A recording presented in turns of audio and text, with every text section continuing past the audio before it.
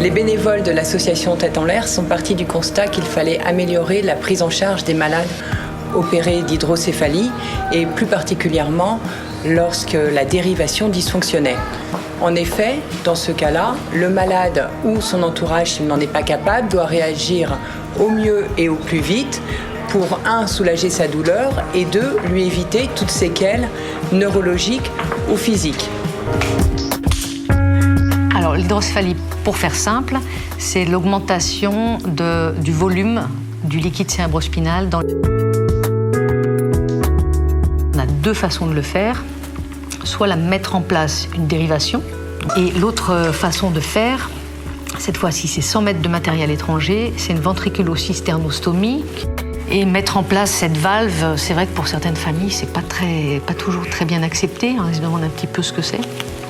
Et en particulier quand il y a un problème avec la valve, puisqu'on dit très souvent aux parents, c'est comme la plomberie, ça peut se casser, se boucher. Donc les parents ne savent pas toujours quoi faire, même si on leur explique pendant l'hospitalisation. Parfois, ils n'entendent pas tout, parce qu'on leur donne beaucoup d'informations.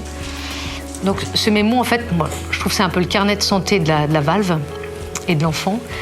Donc c'est très important d'avoir ce petit carnet qui va permettre de pouvoir avoir très rapidement une idée de la valve, du type de réglage s'il y en a un, quand elle a été mise, est-ce que l'enfant a eu de multiples révisions. Et on donne également dans ce carnet ça liste tous les symptômes et ce qu'il faut faire si on pense qu'on a un dysfonctionnement de la valve. Le tout premier dysfonctionnement que j'ai eu, c'était en 97, j'avais 13 ans. On n'a pas su, mes parents et moi, on ne savait pas du tout ce que c'était. Le médecin l'a tout juste diagnostiqué à temps et m'a envoyé à l'hôpital d'Orléans, qui n'a pas su me prendre en charge, qui m'a envoyé du coup à Necker, mais le temps d'y aller, je serais arrivé 10 minutes plus tard, je n'aurais pas survécu.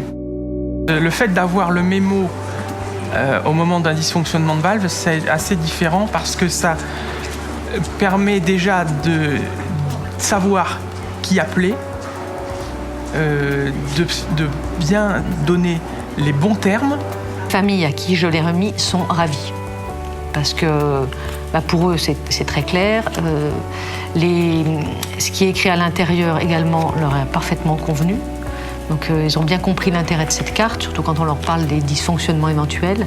Maintenant, on va trouver que c'est indispensable finalement.